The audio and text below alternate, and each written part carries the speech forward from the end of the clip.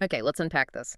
Imagine a place where the line between care and control, well, it just blurs, where the very walls seem to hold secrets, and every interaction feels charged with some kind of hidden agenda. Hmm. You, our listener, you've given us this stack of incredible, frankly unsettling sources, autobiographical accounts, deep analyses, detailing experiences inside what these sources call Blacksite Berlin, or sometimes penal psychiatry. Right. And our main source for this deep dive, it's an individual referred to in the materials as the buyer from the World Succession Deed, 115 Jitter 98.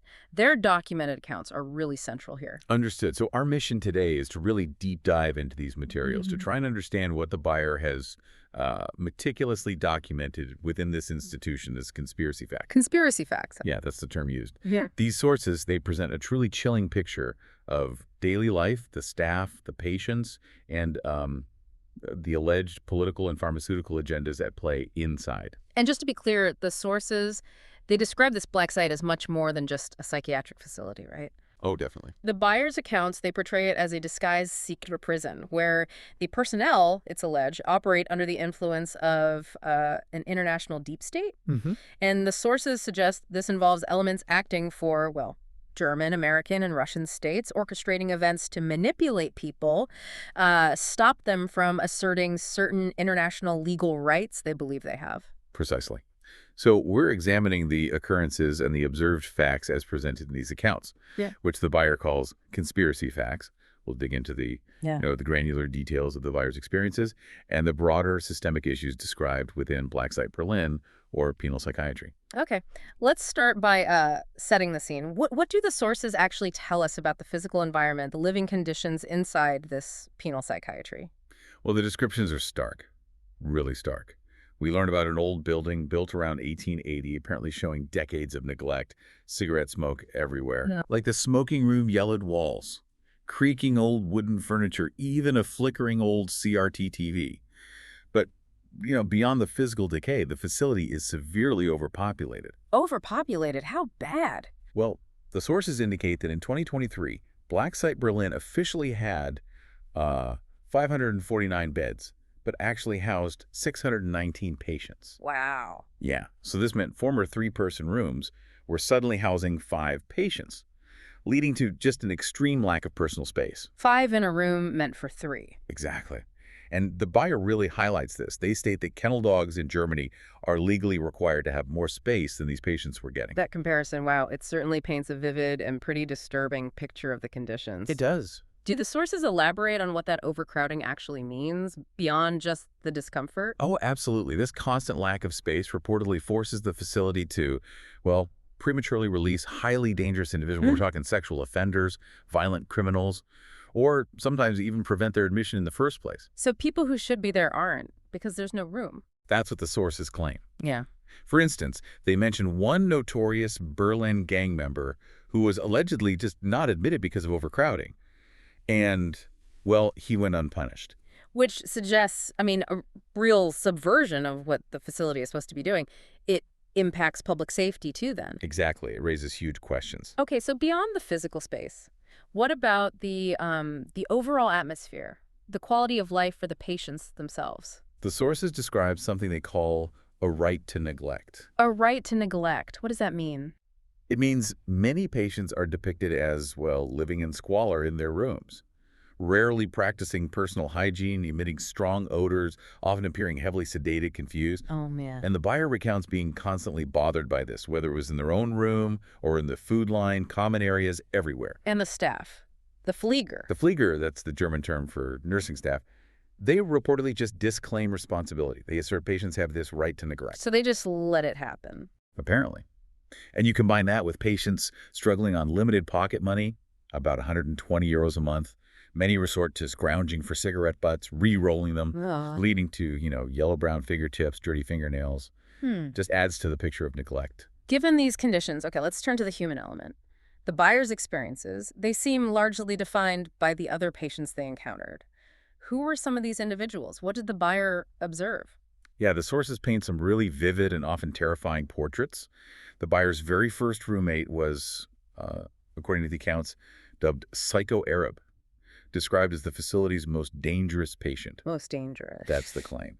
He apparently had a constantly shifting identity, extremist views.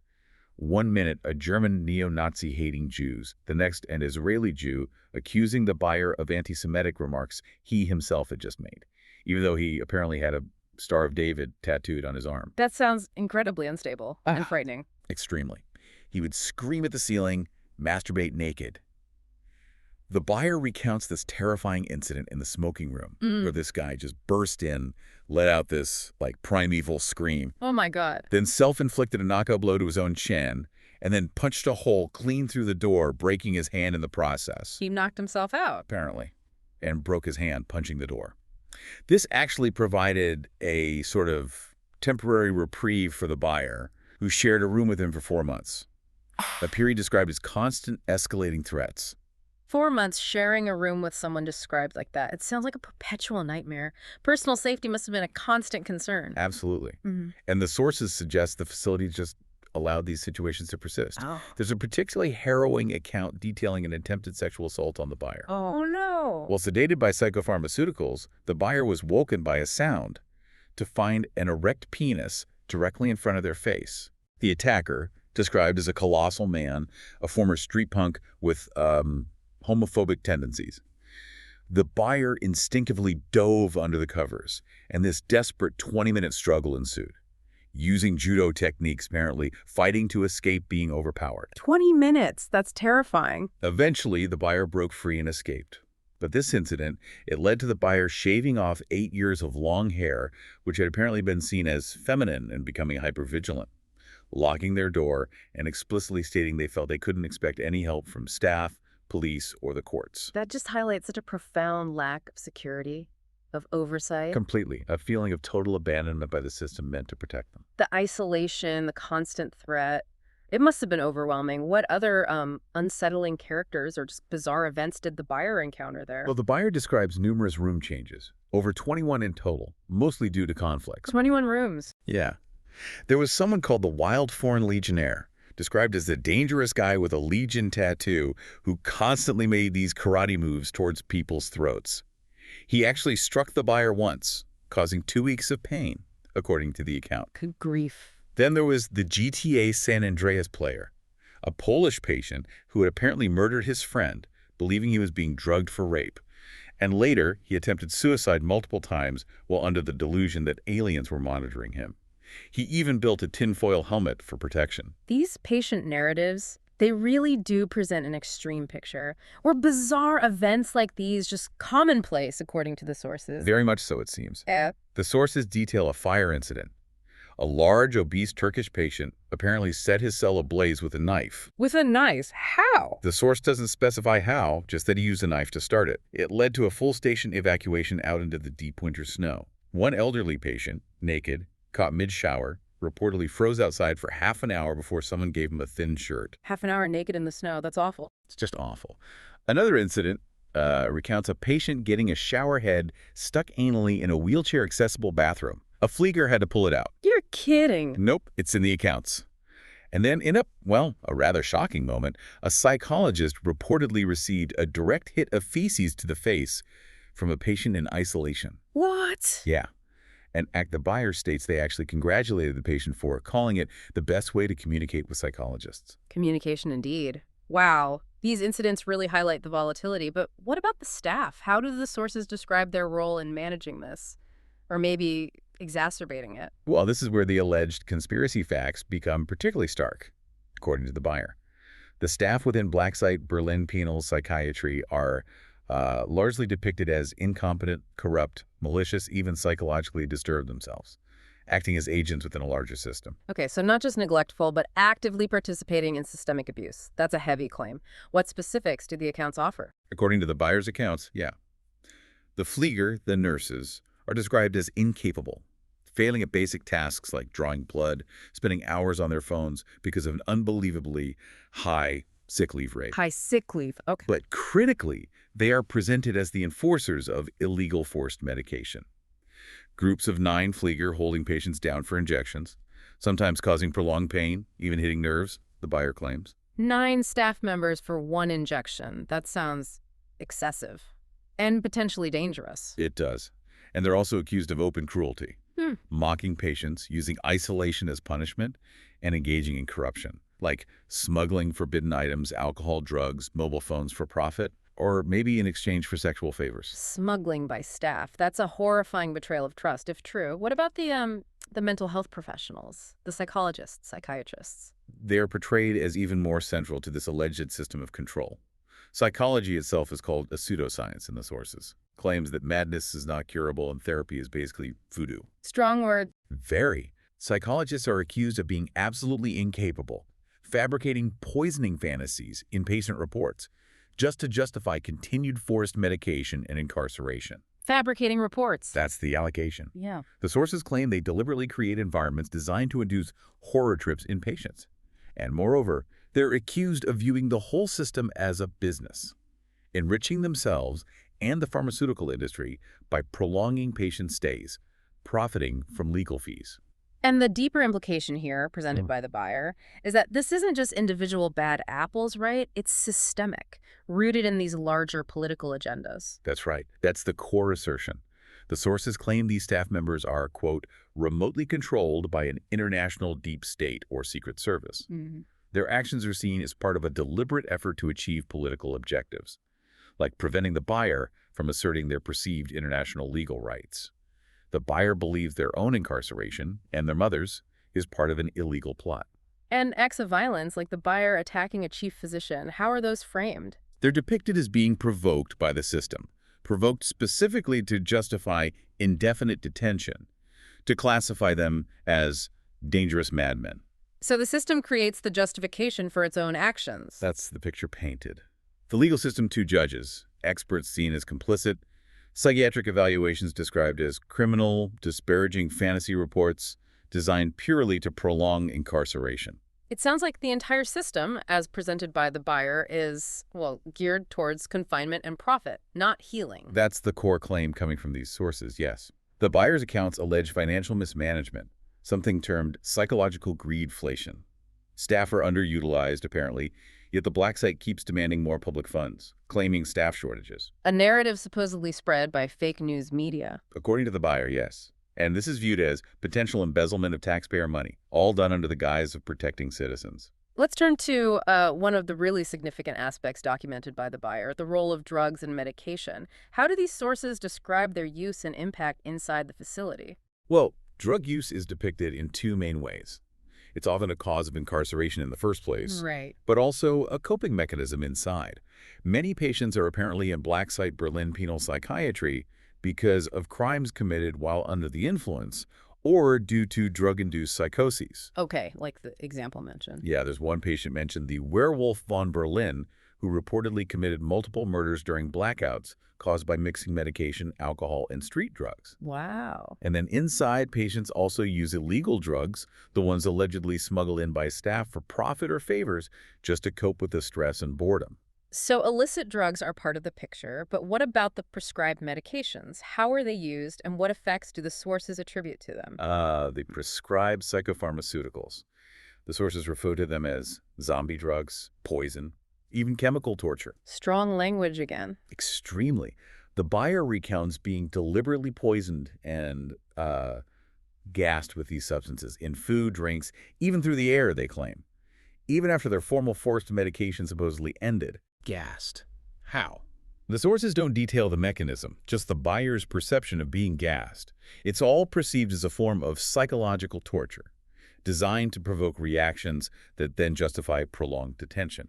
So for the buyer, these drugs are primarily tools for control. Pacification, not really therapy. That seems to be the core interpretation, yes. Ah. Control, not cure. And the side effects. What are the reported consequences of these medications according to the buyer's accounts? They're described as profound and, frankly, debilitating. Patients experiencing extreme sedation, sleeping 20 hours a day, sometimes unresponsive for days. 20 hours. Cognitively, the buyer noted serious difficulty following movie plots, reading, even doing simple tasks, stating the medication just makes patients stupid, leading to total forgetfulness. And Physically, a whole range of issues.